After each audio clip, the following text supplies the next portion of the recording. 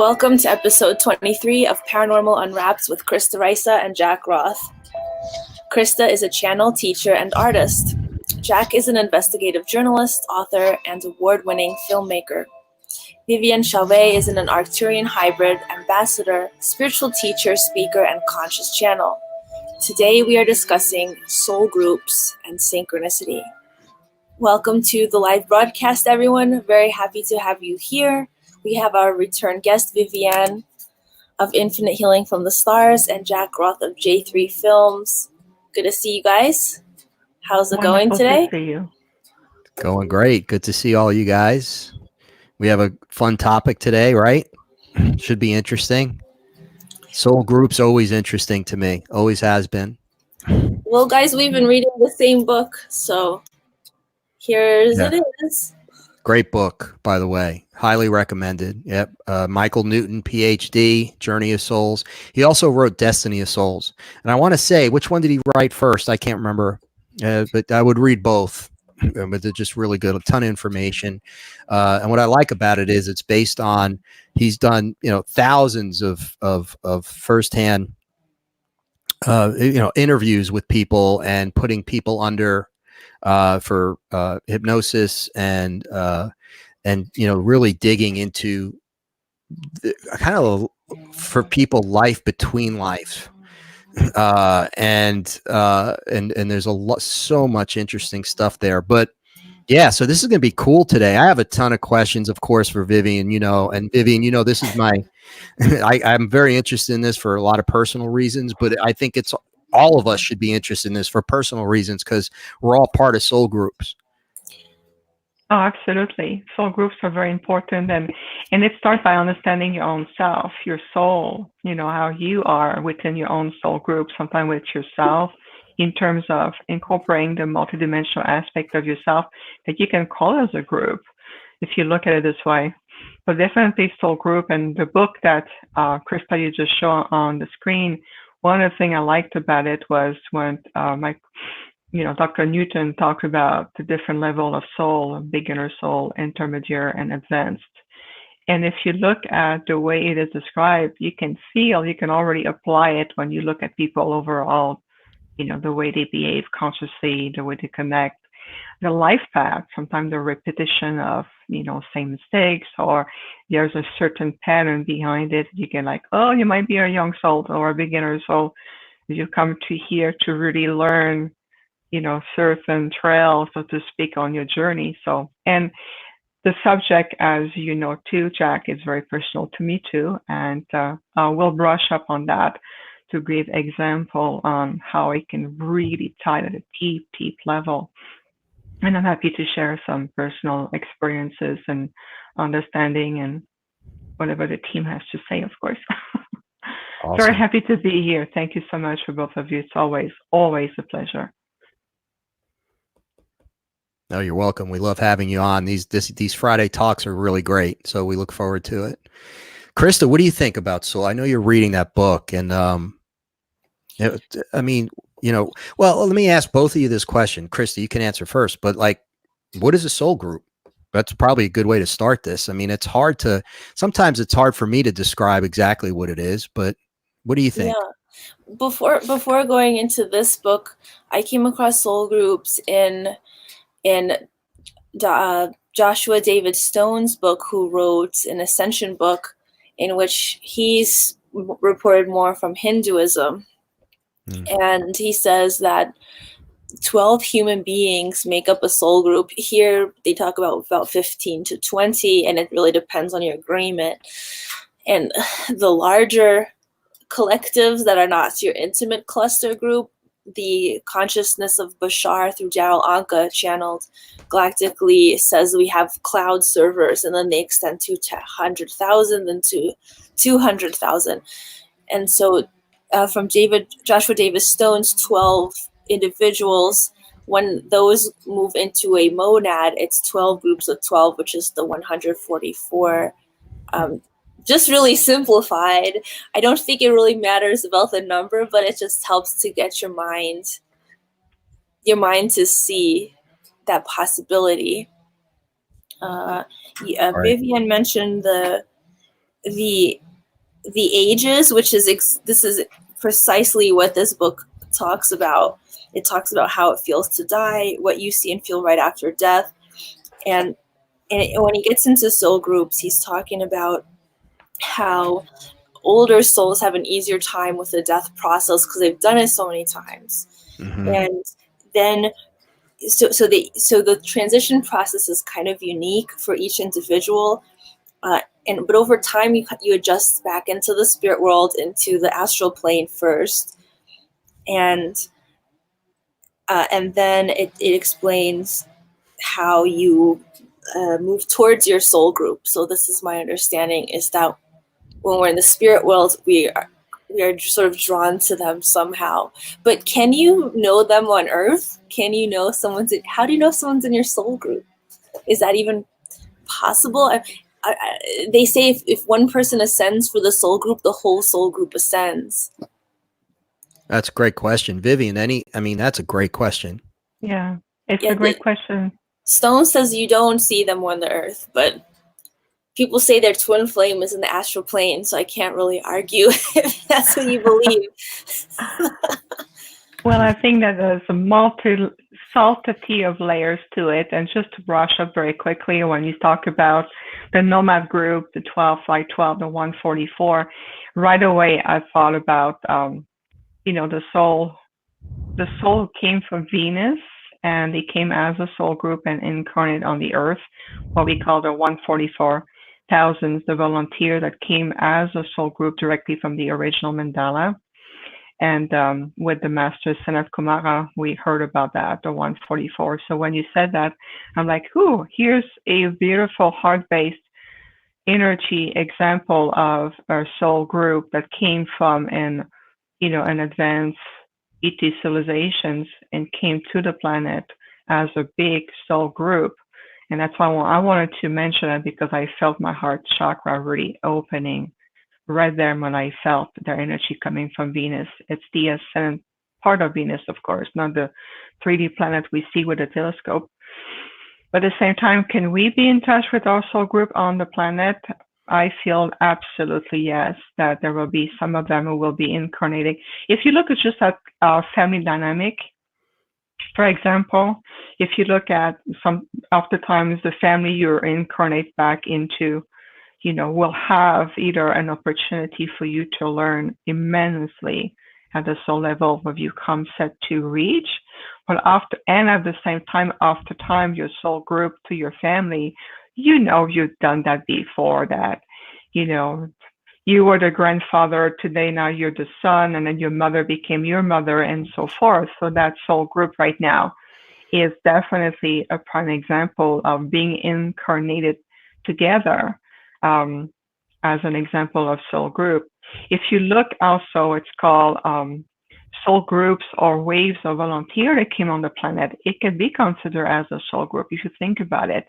And we heard about different waves of volunteer, soul volunteer, who came back from different places all over universe and came back on the planet at the same time. If you look at generational soul group that come to the planet, born between, the 2090s, those who were born in the 70s, born to the 60s, you can consider that as a soul group, and they come at a very specific time of the history of the earth, and they incarnate, and they bring, a very certain frequency, vibration. They bring a very specific purpose. And if you look at those generational, they will evolve after time within a certain same kind of energy or even consciousness, the way the soul evolved. So that could be also considered as a soul group if you look at it from that perspective. I also heard of Association of Worlds, and that was also channeled through Bashar, who talks about fellowship of group of ET civilizations, that group consciousness that comes together, like minds, like heart, they come together in the form of associations, and they work together towards common goal to uplift human race, to bring assistance, to help with the assistance for the ascension process. They come in a form of agreement that all of them as an association or a group of works that form from different species but towards common goal. And so you can look at them. It may be in different level of consciousness or even physical embodiment, but yet, nonetheless, they come as a fellowship or a group. Right. That could be also considered as a soul group.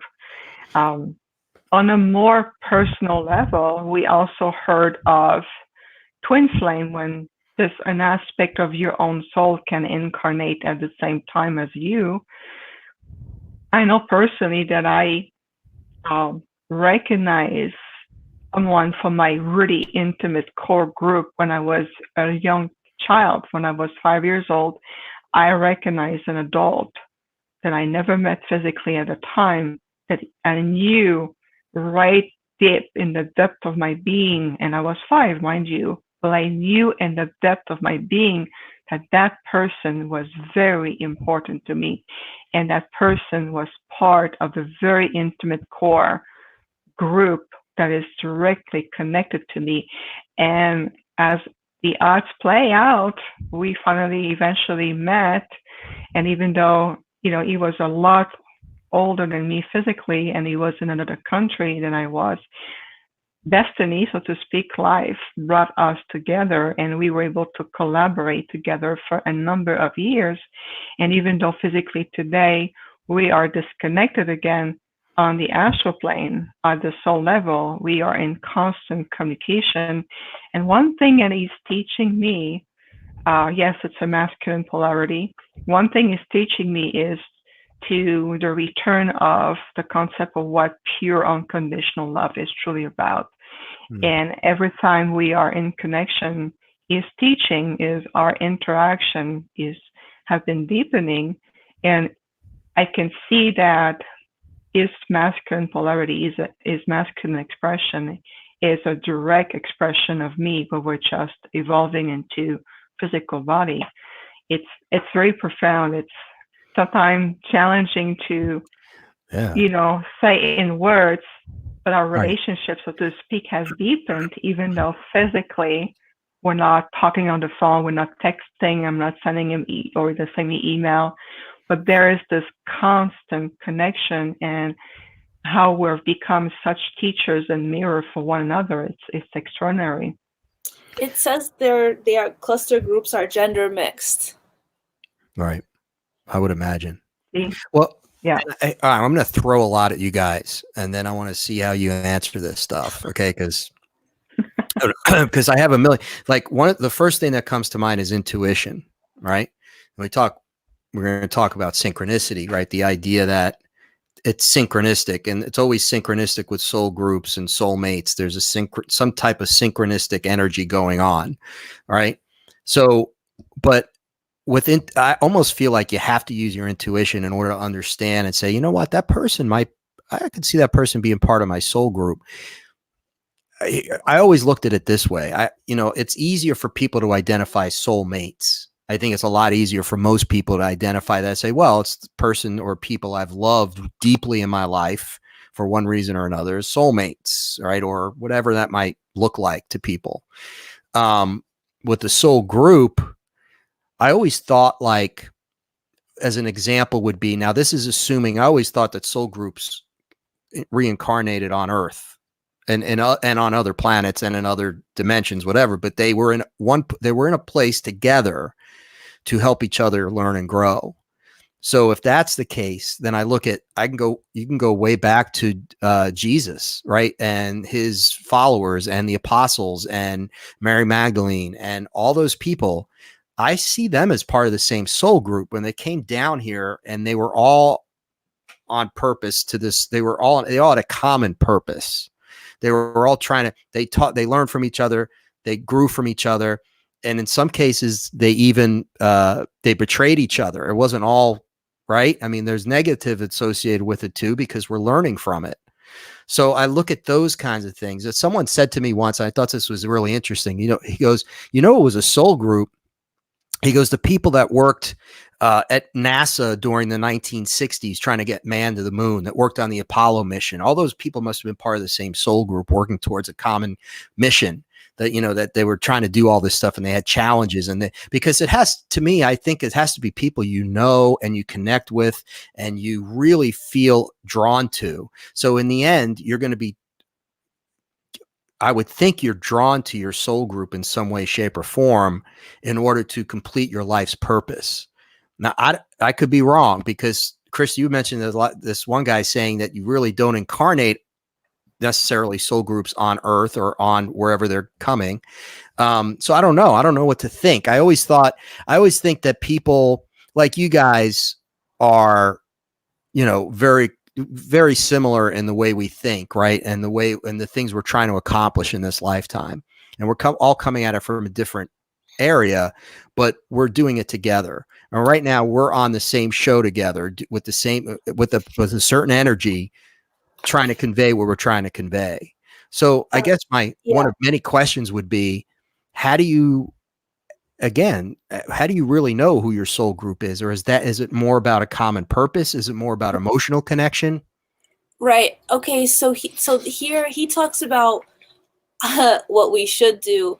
And I'm the type of personality that wants to be really sure before I make decisions in certain areas. But I cannot deny a feeling towards certain people. And it's very difficult when we're in this intellectual society. We want to have it logically figured out. And you're not allowed to have just strong emotions. And in the past, in the 1930s, women were called hysterical when they were having emotional expression. And people of different cultures, in this culture, you're not allowed to be emotional in that one. But our emotions are a compass, and the extraterrestrials say this is so unique about humans, is we have this emotional body, which Abraham Hicks describes on the emotional guidance scale of having 22 sets of major emotions. So with that being our compass, there's been some scientific research, and he says that we're supposed to be from the spirit world, you can send your thought forms to places on Earth. And while we have our soul groups, we're also learning individually. But in our work is to project our focused thought forms in certain places and certain people. It says souls ride on their thought waves to specific people, buildings, or a given area of land in an attempt to comfort or effect change. So it's work.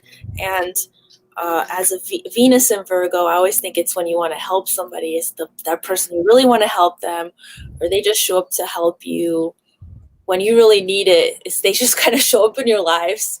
If you have a tendency to be depressive or something, they're picking you up a little bit or whatever. Here's a little money, or here's some really good advice that you needed to hear. But he describes from the hypnosis sessions that we have different characteristics while in the soul group. So in male-female groups, one character type is courageous, resilient, a tenacious survivor.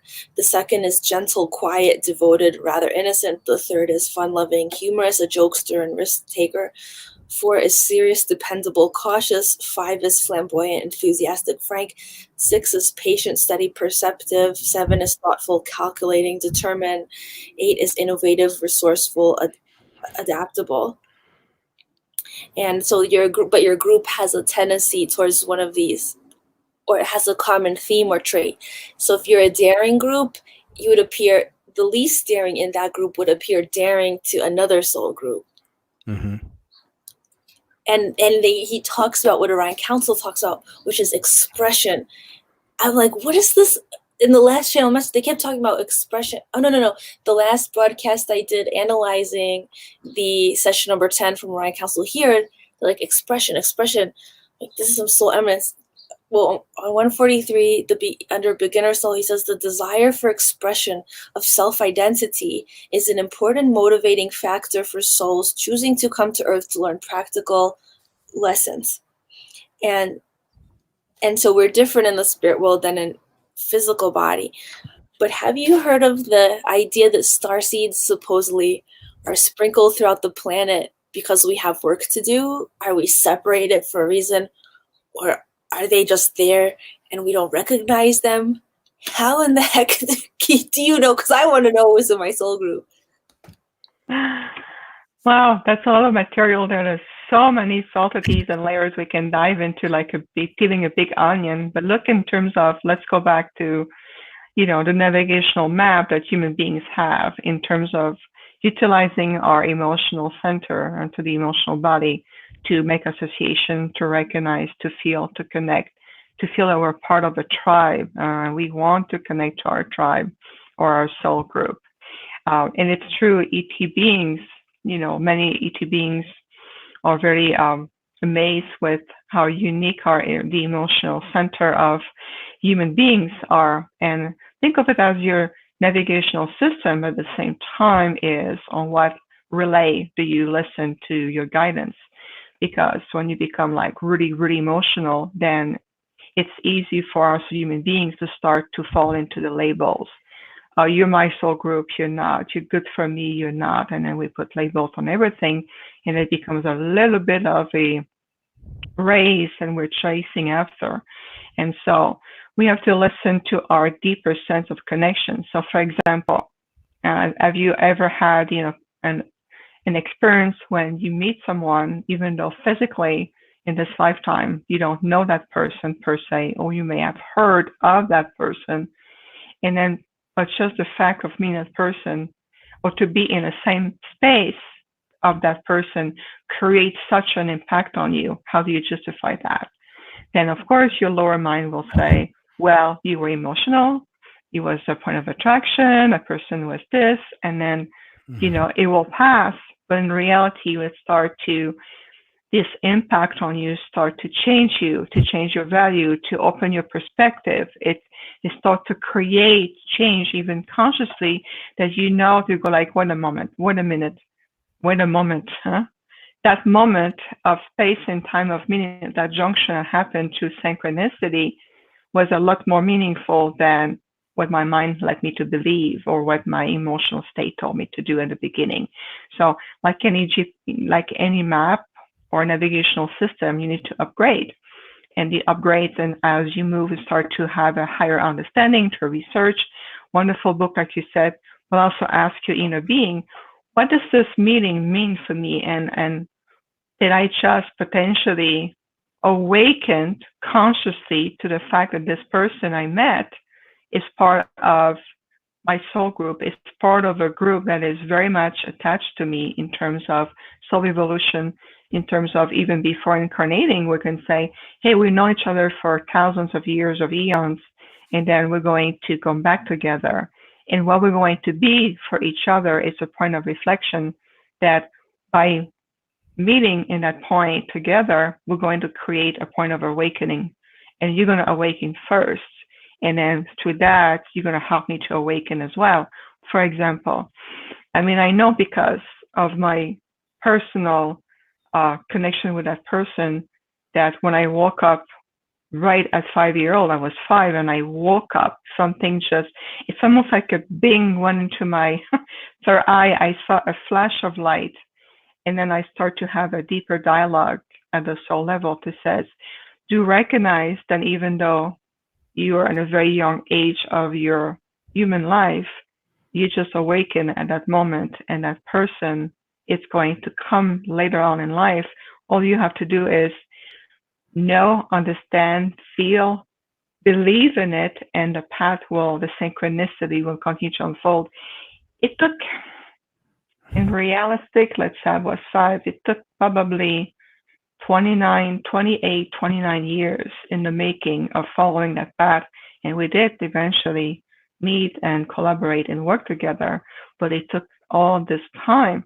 But what it has taught me is that it has opened the door, so to speak, consciously to understanding that there's much more to myself, there's much more to my family, there's much more to have friends. The connection goes beyond. And also then I was part of a planetary group consciousness that we call the Earth. The very fact that all of us are in incarnation physically here from wherever you come prior to this incarnation is the fact we are here at the same time, evolving in a very specific junction of time that is also considered as a group soul. because we all together, even though there's, billions of souls, but the thing is, it form a planetary conscious collective. So think of it as a group, right? And we can relate to that. We know that we're not here by accident. And another experience that I had hands-on in terms of group, soul of group, is when I was visited by 3 very specific, let's call them angels. They call angels of the pure radiant light. These angels are not part of the same hierarchy of the archangels and the angelic realm that we understand and connect with within this blue creation of this physical creation. They come from what's called the beyond. It's the non-physical creation.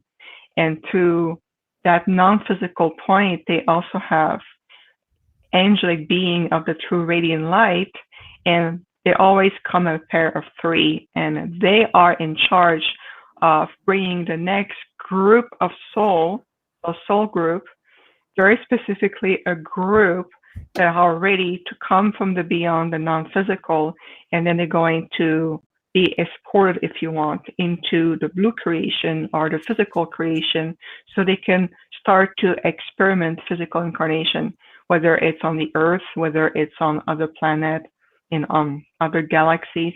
Those groups are escorted and prepared, so to speak, to bring. And it made me I understood from what it taught me that these group of souls come, and at some point to their different physical incarnation, they will come across each other at some point as cluster or subgroups. And so they can help each other and they can navigate through their physical experience, soul experiencing physicality or different incarnation. And those souls group, I can tell you, they're very, very protected. Nothing, absolutely nothing can temper or reach them. They are really under their protection to those amazing beings of radiant light. And that's another concept I want to bring a layer in terms of soul group. So you can feel it's very expensive, but at the same time, we can also relate to it, to our personal experience, to people we meet that just have this impact, and we don't understand why this person or this group of people has such an impact on you. And it's really, and if you notice, most of the time, you will feel that something deep goes into your heart center, something goes deep into you, and you go like, I know that I am connected to these people or that group of that person, and there's much more than just a coincidence or a synchronicity. We know that there's a higher purpose behind it. So, right. But that, as you know, that could be extremely frustrating because, okay. Well, from the standpoint of this, we can sit here and talk about this. It's hard to talk about that just in a normal daily conversation you would have with a group of people or coworkers, to say, I had this experience, I felt this way about it. My intuition's telling me one thing, okay, and I feel very confident that this was the case. But I love your stories, Vivian. I mean, and we've talked about these things at length, and some of the people we've met or not even met. I mean, it's just weirdness, high strangeness is the way I would put it. But there is an impact that occurs, and you don't even realize it maybe at the time. But I guess we all want to know. Like even Chris, I could feel Chris was like, I want to know, man. I want to know who's my soul group or part of my soul group, and but I'm cautious because I don't want to just say they're my soul group or that those group of people are my soul group. You want to be cautious. You don't want to just jump the gun and jump to a conclusion. But I'm thinking, is it all intuitive? I mean, are we not supposed to do that? Like, is it just supposed to be the kind of thing we find ourselves? I feel like as we go through this lifetime, we go through different phases. And I've been very fortunate in my life that I had different times in my life where I was with a group of very close people, friends, right? Male and female, where you all knew each other. You all hung out. There was this, that you just felt at home. I use that in quotes, at home, right? And then you go through different times of your life where you might be a little more alone. You don't have that huge group of friends anymore, or you're just in a different part of your life. Whether you're a little older, it becomes a little different. And then maybe again, you find yourself again back in this group where again, you feel that you're at home and you have this shared purpose. And so it becomes confusing as to, well, am I connecting with different parts of my soul groups, or different groups of people that are all part of my soul group? Or, you know what I mean? Like, how do you navigate that? And really, well, let's start with that. Does that make sense, what I'm trying to ask? Because, well, we're not psychic enough is what I believe. We're not psychic enough. We don't see each other's aura colors. We don't see lifetimes of mastery in each other's energy fields. We're barely telepathic with each other. Or only to a certain extent are we telepathic, and we are so distracted in modern times. So just if you think about the effort, here I go into philosophy, but if you think about the effort one relationship requires, don't you think it requires a whole lot of work? You said things like purpose and mission, and on a free will planet, we can change our purpose at any time. You get a job offer for $1 million. Hey, suddenly it's my life purpose. And so what we're talking about here, folks, is the inner condition. What Vivian's channeling for us is that inner quality. When you go to bed at night, when you're on the astral plane, that's your real you. At least in your desire body. Other people are going either even deeper, and those are the people who are really quiet. They don't have talk shows. The people seeing your aura aren't really the people on stage, because they're turned more inside to see more. Like when you have your abilities turned on, you go out in nature, you're not in a big city anymore, you're getting sensitive, like cats that get their natural senses kick in when they outside. And so it's pretty complicated, and then you have a sexual crush on somebody, all of a sudden that's your twin flame. It's like, well, right. Or soulmate. I always say soulmate. Yeah. People say soulmate. Yeah. Who's your soulmate in life? Well, how about 5 or 6 soulmates by the time you're 80? I mean, I don't know. Yeah. You know what I mean? Like, how many people do you go through life? And I think it's fair to say that most people fall in love more than once. It's like, especially nowadays, it's not like people are married for 80 years. I mean, it's like, you have different, again, people come in and out of your life, right? And sometimes they're extremely important to your life. Like Vivian, I think, we were talking about like mentors or teachers, where it's not so much, it's definitely not a romantic thing, but it's more a learning thing. It's a mentor that you might know someone for one summer. You might know them for 1 week. You might know them for 20 minutes. But that impact that they have is enormous on you, and that, again, maybe the problem is we're trying to put these into categories, and we're trying to put walls around each one where it's this box, that box, that box. And maybe it's really just, we should be flowing with the wonders of the universe and spirit. And you know what I mean? Are we just really kind of making ourselves crazy with this? Yes. Well, kind of, because it's normal. But think of it, it's natural for human beings to want to understand, analyze, relate. And so what you do, and you're right on with that, Jack, is that we put experiences in boxes so we can identify, like files. So I have this files, and based on my past experience, that person who makes me feel a certain way, has a certain impact, will be perfect in that file, for example. And so what we are suggesting, and what we are also inviting, is to go beyond that filing cabinet that you keep at the brain level. This is not the hardware, but rather the spirit that animates the hardware behind it. So let me give you a few images that came to the collective to me when you mentioned about, how do you recognize your soulmate, and then not your soulmate, your soul group.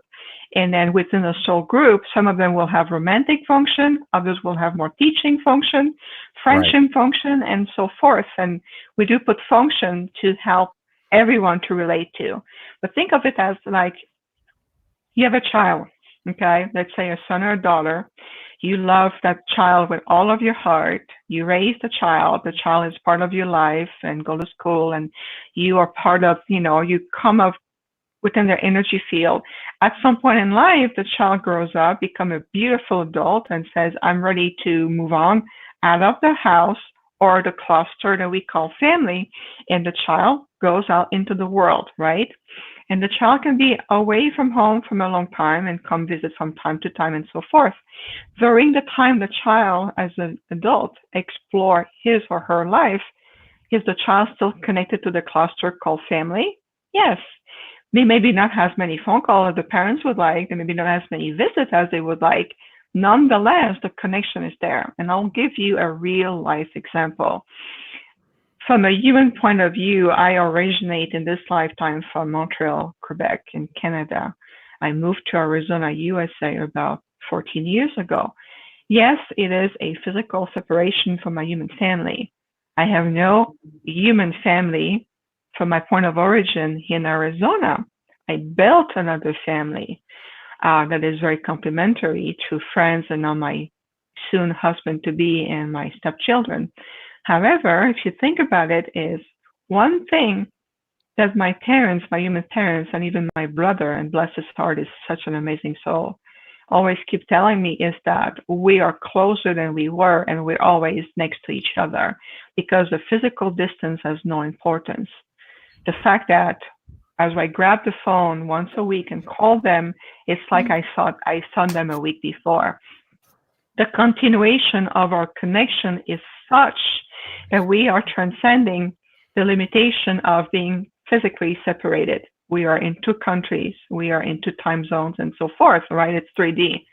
So this example alone shows you that as you move along in your life, you remain constantly connected to each other, whether you're conscious of it, whether you have files to archive your experience into or not, you are constantly in a state of connections. And if you feel it, not analyze it, but just to feel it for a moment, you know it to be true within yourself, all of us. And this is what we make also as the collective on the planet, as a civilization, as family cluster, as soul group souls, but also we are also, if you want to bring in even bigger than that, we are also connected to the unified field of consciousness and the singularity mind of all there is from where we come. So if you want to go back from your immediate family you were born into, your friends, your close friends, your best ones, those you are been in school with, those you will work with, those you are start to spiritually connect in the community and so forth, you see it's like the Russia dolls effect and the ripple effect are going stronger to help to feel that we are always in connection. We are always in sync with one another. And I like what Krista said earlier in terms of distractions. It's true. We are very distracted. And what are we constantly invited to do is to utilize our free will in ways that serves, the distraction source. Go shopping. If you're not texting or if you don't have X many of friends on Facebook, you're alone. And things like that we convince ourselves and we utilize our free will instead of evolving spiritually and returning to understanding who we really are. We keep perpetuating certain patterns that in reality can fuel sensation of separation, if you think about it. Does that make sense? I think we could be we could be in the same soul family because a lot us here, we're very concerned with healing in a sense, maybe in a larger scale than what we're personally aware that we're doing, but it could be one of our major lessons as a group. And what you were saying earlier, I had to just add this about the light. He said that the average returning soul is overwhelmed by pleasure. Familiar beings are clustered together in undulating masses of bright light, and there's musical sounds. And when you said distraction, we also distracted with human belief systems that have no basis in reality, like being unworthy. if you've ever been overwhelmed by love, or it's true, people are afraid. Osho says people are afraid of great intimacy. People are afraid of great art and great poetry, and it, that's your heart talking before your head is talking. And wait, can I just say one more thing? I know you want to add something. No, go. This is good stuff. Yeah. This is so okay. So the souls in the cluster groups are intimate old friends who have about the same awareness level. So the awareness after we die, oh, what did you learn about healing? Did you heal yourself? Did you heal other people? Peer members have a sensitivity to each other which is far beyond our conception on Earth. Secondary souls, groups of souls are arranged in the form of a community support which is much less intimate with each other. And there's a picture of what that actually looks like. I guess this is intimacy. Oh, yeah, yeah, that was kind of a little confusing to me, but it is good that he draws those little, because a lot of people are visual, right? So they want to see that, what it looks like. That's really cool. Well, I find it interesting with this guy, in the book Journey of Souls, we're talking about what happens once we're in spirit form before we come back, right? What people experience. And there's a lot to be learned there. And how some souls go into these huge rooms, like it's like a library, and they just spend time there accumulating more knowledge. And some people have to they regenerate depending on what happened in their previous lifetime. And when soul groups get together in the spirit world, it's like, okay, we're ready for the next round. What are we going to do? Like, blah, blah, blah. And there's always that one soul in the group that's like, yeah, I'm going to take a couple of lifetimes off, guys, because I need to, I really need to do some spiritual healing, because remember the last lifetime, all you guys got together and burned me at the freaking stake as a witch. So I'm going to need some rest. So you go and do your thing. Like, there's this whole thing of like, because I know that sounds ridiculous. No, you said you said it 3 times. I'm like, what has happened to this guy?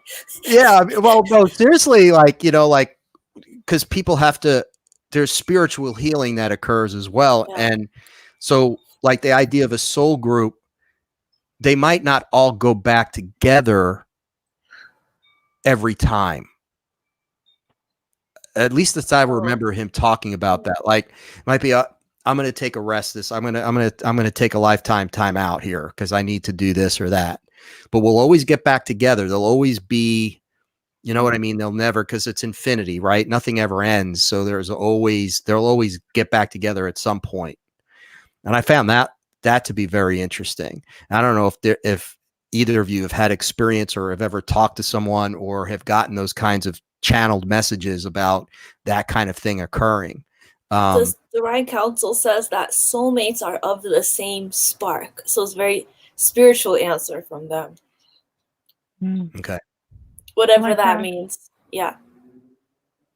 It resonates. Yeah, because the thing is, you can think about, like, if we're here to learn lessons, if we're here to learn, and that's the ultimate goal of incarnating, right? Then I remember someone suggested that, well, if they were that's a good example of a soul group, but what about Hitler and all of his people, his main group of men that were horrible, right? Like all of his generals and all the people that did, the Rudolf Hesses and the Goebbels and Hitler, that was a soul group. Maybe that was actual soul group, and they came down to learn a very hard lesson. I mean, that'll blow your mind if you think about that a little bit.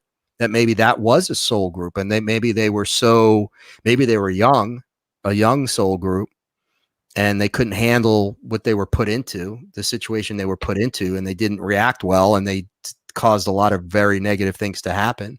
So they go back in the spirit form and like, whoa, that was not good. Like, we have to do some more work here. Like, I don't, like the way he explains it in the book is that it's very, there's like higher councils, there's ascended masters, right? And you guys are more aware of this than I am, because you connect with these groups when you channel, and they're higher and higher, and they're higher ascension, higher vibrational, and they're obviously older souls, and they seem to be the ones that kind of guide everyone towards, okay, you're in the spirit world again now, and we're going to do some work on this, and we're going to do that, and then you're going to go back, and then it's all this continual process of learning and growth. So at least that seemed that way to me from his standpoint, from what he's getting from people or under hypnosis. And Vivian, I didn't know whether or not that was the kind of thing that you, or I don't know. I mean, is that accurate? Or he said, because you said if there's soul group, he says there's no hatred, suspicion, or disrespect in soul group. So there's a mutual respect amongst each other. That's good. In the group. Yeah. It doesn't mean the rest of the world agrees with them. Right. Or the galaxy. Yeah. Well, yeah. I mean, of course, and I was joking around when I was saying, "Oh, you guys burnt me at this," but I think about lifetimes. I think about how cruel man has been to each other throughout history. I mean, it's not all fun and games. So, there's negative stuff that happens. That's part of our soul growth, right? I mean, Vivian, Yes, there's definitely a lot of growth, and it comes to the point where a soul can reach a certain level when there is no need or doesn't require any physical incarnation. And so that soul particularly, will take on to go through a higher level of ascension, if you want, in their evolution. They'll still remain connected. At the same time, they will be connected in a different fashion. I'll give you an example of this. My grandmother, my mom's mom, passed away when I was 9 years and a half. And I was very angry with her for leaving and without explanation. And so I demanded that she explain her departure. I wanted to know. And so over the next 28 years, she allowed me there was probably a special degree or something that she was to get in agreement, because she allowed me to see her evolution. She allowed me to see how our soul evolved when they leave, the physical realm or a certain plane of incarnation, and how they reach certain school of learning, and then how the soul evolved. And it comes to a point where they need a certain agreement or, connection, if you want, for them to still interact with us when we're still evolving on the third density. But I witnessed her evolving from being attached, still having earthly attachments, still reproducing the same background in terms of, if you want to connect with me, I'm going to show you my kitchen because it's familiar. I'm going to show you where my house was on the earth.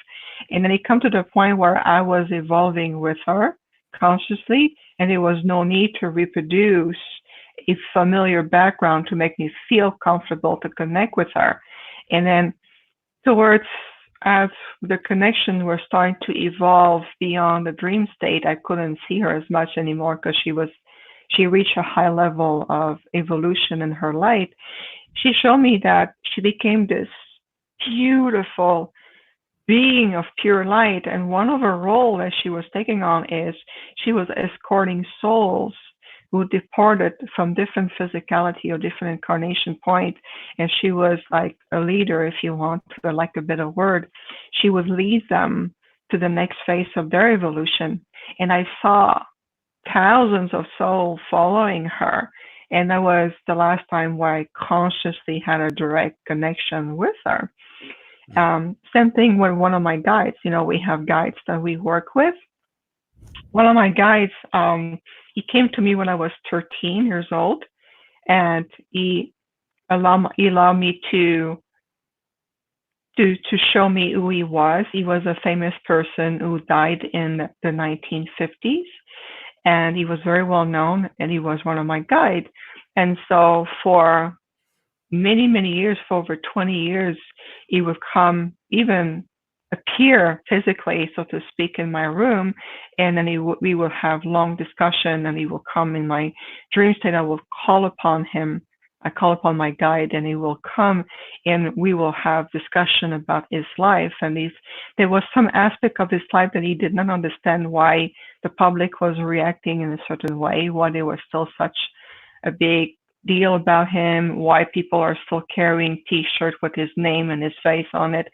And I help him I was a bridge for him to understand that the life he had when he was an incarnation has impacted millions of people worldwide, and that impact still endure to this day.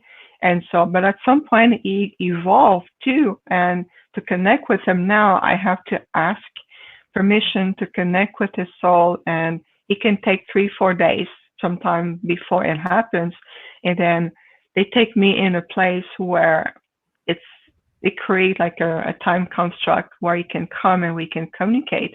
But souls evolve, and that's what it gives me. I don't know about you all, but it gives me, for me, great courage, strength, and hope in my heart, knowing that we are evolving right now, even in physical incarnation. And when you are leaving this physical incarnation and you move on, the level of evolution is just mind blowing, just for what I have witnessed with those two examples I just shared with you. And when we are in these incarnations, have human life, we are evolving in a certain time construct. We are subject to influence. We are subject to belief system that we put upon us by cultural background, by society, by different level of influences. So it takes a lot for us to go, hey, wait a second. I'm not defined by those belief systems. I don't have to put sticker on me or label or accept boxes or accept labels that was put on me for me. And I just say, hey, that sounds good. I'm going to wear it like a scarf. There's so much more. That's how we can really have those moments of awakening, those moments of and meeting another of our soul group can be a very powerful to go like, wait a moment, I know you in a sense that I feel you, I know you. There's something about your energy, there's something about your presence that invites me in and invites me to be a better person, invites me to questions that go beyond those cabinet filing, that goes beyond what I think I knew. And so it allows you to open another window if you want, that gets you to the next level. And from there, explore, trust, feel it. It's not always rational. Feel it. And then you can ask with your higher mental faculties, how this experience apply to my journey, apply to what I've come to do, apply to even my soul fulfillment and my soul evolution. And you might be surprised by the answers you will get, right? And surprised that the person you dismissed in middle school was from your soul group or something, that that person. And you ever have dreams of someone, maybe it was the nerdy kid in the back of the classroom that always helped you out with your homework, and you never really gave it any attention because you were just too cool, and that kid was like unconditionally there for you throughout your whole high school, rooting for you, and you have no idea. It's like, this is like when your third eye opens. Exactly. Thank you. That's exactly it. It's so true. You never know who you meet, and then that person that you were like, no, she was nice, or he was nice, but you don't think much about it. Going, hey, I'm part of your soul group, or it can be. That's why I call them my ground crew. You never knew when you meet your ground crew, right? There are those who are incarnate or evolving physically along with you, they're in this with you, and there are those who are not. But you meet your ground crew, you can be surprised. It can be, like you said, in high school, someone you completely dismissed, but now later on you go like, you know what? I don't know why I think about this person still to this day, and that person has an impact on me. Why I never pay attention. So this is brilliant. I love it. And it explains some of the pathology too on the planet, is when these groups are validating each other. That's the opposite of creating bridges and connections, through sacred healing ceremonies and that kind of thing, and expansion versus just one block mentality, us versus them.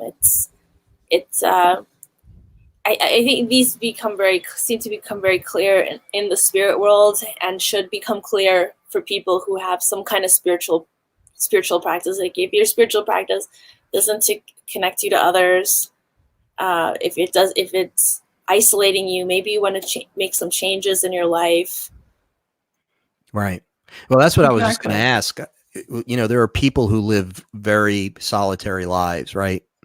Or there are people who feel extremely disconnected in a particular lifetime, and it could be for whatever reason. But if we're all part of soul groups in one way or the other, is there a reason for this? Would there be, if you just feel disconnected? I remember at least for part, it was about 8 years ago, I was having dreams, and I felt very, I remember telling John Sumple this. It's like, I feel like I'm disconnected from part of my soul group. I know that sounds really strange, but I feel like I'll get there, but I'm not there right now. And I need to be somewhere else doing something else. Something needs to happen.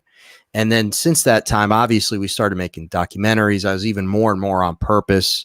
And I don't feel so much that way anymore. I've met a lot of people who have made me feel more connected in a soul group way. Now, I'm very sensitive. I'm intuitive to an extent. So I'm going to feel these things where other people might not at all. I always had people in my life, but it was a soul group thing. I felt like, oh, they're there and I'm here. I should be there. There's somehow I got disconnected and I need to reconnect. How would you describe, is that something that's a real thing, or how would people who may feel disconnected, is it because they maybe aren't on purpose, and if they're on purpose, that's how they'll connect with their soul group? I mean, how would you kind of navigate that? In terms of feeling disconnected, I like your example, what you just said about your own feeling disconnected at some point from your group. And then you talk about, John, well, we know that you two were scribes in ancient times. So you were going back to your brother. I just have to say that out loud to you. Yeah, that's and cool. then they open up new doors. Is that it's the same phenomenon as when we are connected and channeled through, ET consciousness group. Even sometimes with my own group, I will tell Peter, my fiance, I said, where are my tribe? Where are my Arcturian group? I'm not feeling them. And he goes always, they're always there. And then you just have to go back within and ask the infinite intelligence within you. And the next thing I hear from them is, of course we're here. But what happened is that, remember, because out of free will, you also have a journey. You also have a path to follow and to explore. You have, you're evolving. You're not always in the same state of being stuck in one place. That's impossible. Whether you feel it or not, you are evolving.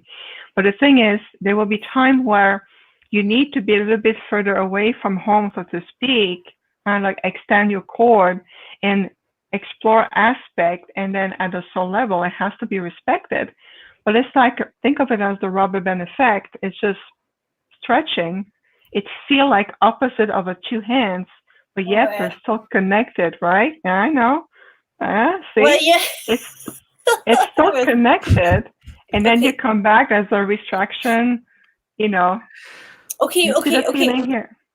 Well, I please just want to say, I can't believe you said the rubber band method, because I just have to say, because I know a lot of people want to find love, and whether it's friendship, whether it's someone to give them a hug, whether it's someone to just some nurturance, whatever, someone to talk to. There's a book called Men Are From Mars, Women Are From Venus by John Gray, famous relationship expert in the 80s. And he explained, what he's teaching us is that, I know we have done things here, but what he's teaching us is that men and women are a little bit different. And when you have a very strong intimate moment with a female and a male, there should be a period of us being apart. And it's called the rubber band method. So when typically the woman is complaining that the guy is ignoring her, what she needs to be doing in the rubber band method is to let him experience himself and his energy. And it's like a rubber band. And you can only extend the rubber band so much before it snaps back close. And the problem women men keep having, which I keep seeing all over the place, is the man wants his space, and the woman goes, what's wrong? Certainly it happens the other way around. But instead of letting it, the natural law of rhythm, which I had to study the spirit world to even know that there's the law of rhythm, instead of letting them naturally flow to you when the time is right, is we try to control it, we try to box it, we try to chase it, we try to be correct, and when we should just kind of relax into the waves or whatever. Feel the vibes. Feel the vibes, and then you can feel the synergy is going to come. It's like you move this way and then you come back again. So it's the same thing. That's perfect. All of it. It's such a great illustration of there will be time when you feel like you pull apart and then come back. And then something happened, because I've been telling my team about this in the last few days. And yesterday I was between session and they said, you take a break, you're going to go fold laundry. I'm like, excuse me? You said you're going to take a break, you're going to fold laundry now. And I said, all right, I'm folding laundry. So it's going to be very 3D. It's going to help me to ground. So I go upstairs and I start folding laundry. But we have this machine. It's like a mini astral lab that projects constellation from the north hemisphere on the wall. And we do that sometimes to project constellation, the star with the Milky Way, different constellation, like Andromeda, Buddhist constellation and all and others. And we have to manually turn it on and off. It's not something you pre-program. When I went upstairs to start to fold laundry, I start to see stars and constellation reflecting on my clothes. So I'm like, what is this coming from? The machine will turn on. And so the ceiling above my head was covered with stars and shooting stars and constellation and all of it. And right above my head, I had the Buddhist constellation with the Arcturus star. And they said, and see? And I'm like, okay, I got the message. And so I left the machine on. I didn't even thought about turning it off. So I went back from doing my session on Zoom and then went back upstairs and the machine was off. And I asked Peter, did anybody touch the machine? They said, no, nobody touched it. And they said, no, it was us. You were asking if we were still there. There was our answer. We were right above your head. We were right there. And so this is time like this when it's easy to dismiss. Oh, the device is on. Somebody just turned it on and forgot about it, right? You can dismiss it very easily. But the synchronicity of them telling me, we're still here. You're going to get up right now, go fold laundry in a very 3D exercise that will allow you to focus, to ground it and be present, right, when you're folding laundry. And then the stars around me and all around the clothes everywhere. And I'm like, okay, I got the point. So, I thought it was a little fun. Is that awesome?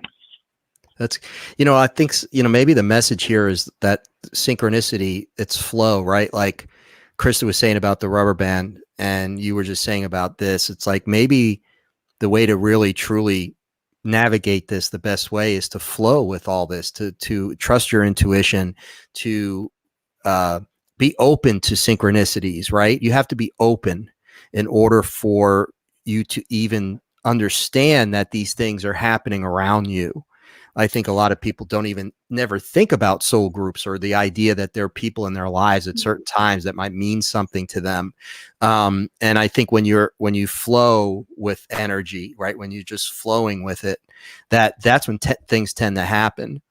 And maybe that's a good way for us not to, because again, I could ask a million questions about this topic. I've written down a bunch of stuff that we're not going to get to today.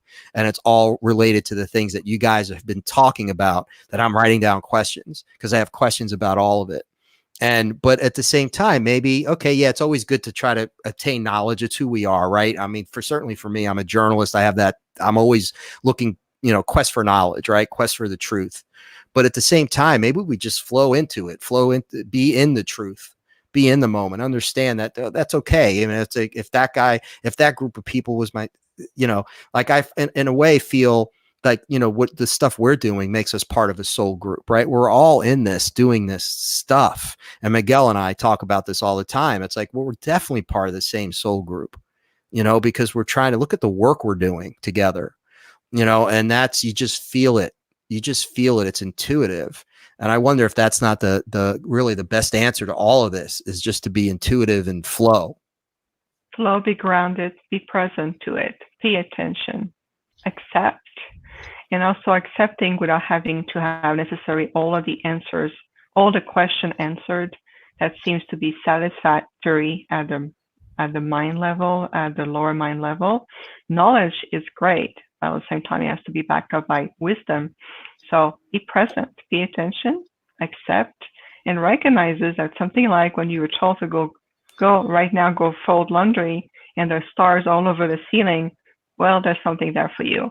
And so recognizing one another, I mean, I represent a portion of group collective, group consciousness, and Krista does too. And together, we form a group soul. If you look at it at this point, we form a bigger group, or it can be a fellowship, an association of the world, a gathering of many of us coming. It's really much so. It's right here, right now. Well said. If you guys are enjoying our live streams, please click the button below, because we want to know what you're thinking. We're out of time, guys. It's been amazing chatting with you, and hope you have an amazing weekend. So check us out in the links below, and we'll see you next time. Thanks, Vivian. Thank you.